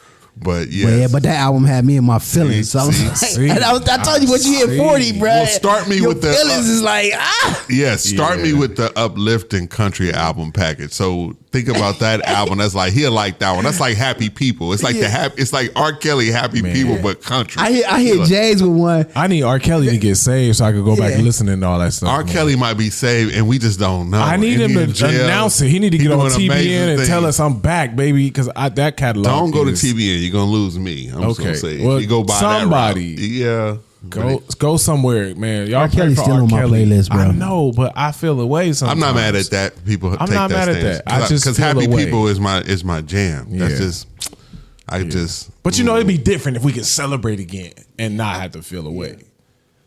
That's all I'm saying. Well, a couple of them joints still make it out, but you know what I mean. Yeah, my playlist go from R. Kelly 112. Next. Fellas, Mary J. Your relationship will be enhanced by R&B. And bedroom stuff don't count. Like, let me just say that. I'm not talking about the bedroom stuff. That don't count. The monogamy celebration songs, one-on-one, this my guy, this my girl, that's going to help your relationship. Remember, songs teach. Yeah. Songs teach, whether you want them to or not. Songs teach. So, man, guys, that's going to help your relationship. I'm telling you, get that playlist together. Y'all rock, y'all riding out somewhere, y'all on date night. You got that hey, I made this playlist for you. Come on, man. That Teddy Riley Babyface verses. Oh my God. Get in your bag, Bookie. That's it. The Shut lover up, boy guys. bag. Shut up, I'm guys. trying to tell you. 2 MacArthur sermons on our way to the movies would work. Shut up, guys. You don't know what you're talking about. We are going over the Song of Solomon, though. That's some real talk, though. That's some serious. So That's some real R&B right there. that's boy. that's the first Put them R&B, joints in- bro. put them joints in- And it was on some presented at, tracks. and look, it was presented today in the message. Like, that's not only like the Song of Solomon is his greatest hits. It's not just his hits. They was like, this is his great. He was known for his wisdom, but these is his greatest hits. I was like, oh wow, really? Let's look him up. Let's see what we talking about. And it was so funny to hear a pastor dance around that. Some of them statements, it was funny to see him dance around. It was wonderful. Yeah. He was like, how can I say this PG? I love it when pastors say that. I'm like, oh, preach, Doc, preach. Yeah, they don't preach Song of Solomon too much. Well, that boy had venom. He was ready. That boy had venom. Who you talking about? Solomon. Oh, yeah. Yeah. Man, you can take a scripture like that and rewrite and paraphrase it and be like, your wife be like, oh, when they got it to you? You're like, you don't know, that come from chapter 3, verse 14. And it'd be fire. It'd be fired. And he's like, and God be like, trust me, fellas. Just like you were saying, trust me, fellas. Hey. R&B, you can go to some of the original R&B. It's everything in the great book, in the good book. It's everything in there. Play some of these lines. I know. I would never say a trot. And he's like, nah, talk about these things you don't know. But it's cool. Something that's, I mean, we kind of being funny, but the truth be told, a little bit of R&B, and it don't hurt to wash her with the word as well. That ain't a horrible thing to be doing anyway with her. Wait a minute, wash her? What are you talking about? Song of Solomon. Wash her with the word. Song of Solomon. That's what we're talking about. But washing her with the word is Song of Solomon. I don't know how those go together. Hey, Bookie, I'm finna make it work. Make it work. I'm throwing a line. You ready? I'm throwing it. You ready? Go. What all I was saying was, if you just like you were saying, fellas, R&B, get into R&B. That's what you was going on, right? That was the rent. Brothers are R&B. Brothers, why don't you incorporate a little Song of Solomon too? You can wash her with the word simultaneously and set the mood and the R&B. Now tell me if what I'm saying is whack. Sanctifier. The washing is throwing me off. Tell the truth. He said the washing. The washing is throwing me off. No, I'm not getting it. Does it say washing with the word? He like, yeah, but not no bubble bath.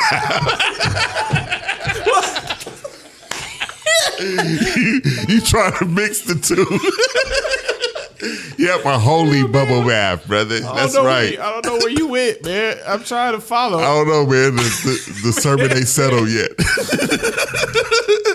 It ain't settled. This is what happened when you only preach the first few verses of the Song of Solomon. You leave everything to my man imagination. I'm like, wow. He washed his wife with the word, but it's a bubble bath. Yes. I like that. I like that, James. No, that was yours. Don't put that. You. We're told to what now? I'm gonna mess up. I'm gonna try to mess up all the phrases. Now the next time somebody say wash her with the word, we're gonna be like laughing. I can't unsee it now. No, I can't unsee it.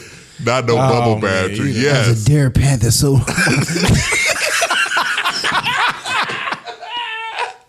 We laughing, but like ain't the nothing. hills. Sounds like They're like the hills of the Great Valley. That's what it says. Yeah, that's what it says. That's what it says. Now. Washing it with the word, brother. That's not in the same. That's not in the same place.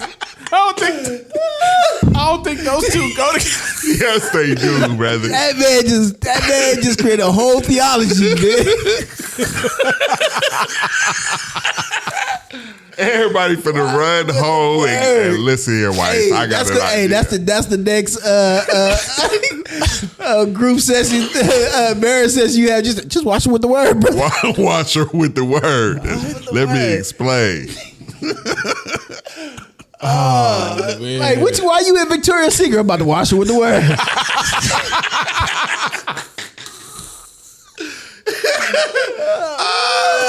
Okay, that's all right. Netflix chilling and washing with the word. Washing with the word. That's all I was saying, James. We add to the R&B. Hey, we believers. We take it one step further. All right. I just been hold his chest over here. I can't breathe now. No. Oh my gosh, how did we get here? Talking about R&B and it's the evolution of R&B. Okay. And Oh, that was great. So what's up, fellas? That's it? Yeah, man. Y'all burnt out? That is it. Everybody get close. Raise your glass. We had a blast. Appreciate y'all. I'm going to say thank you for everybody that's listening, and hit James up on what, James? What you want him to hit you up on? James No Games, all social handles. Bookie, where you want him to hit Bookie you? 98, aka Chalky White, IG and Threads. And you was telling people and I'm accepting all y'all requests. Everybody's coming to Facebook that's like starting to follow and all that, and your peoples and one of your peoples that I ain't gonna even say. Well, I'll say it. One of your peoples that was like Mr. Doghouse dude. Oh, you mean dude in the doghouse? Yeah. They started following me too. So okay. you know who you are. You know who you are. But that's what it's about. We appreciate it. But everybody, raise your glass, coffee, tea. As we say goodbye today, I want you to remember this. We all fall, but we say don't trip. We all been called, but all stall a bit. We all stand tall until that time we slip. Just admit, without the grace of God, I'm really bad at this. Salute. Salute. Cheers.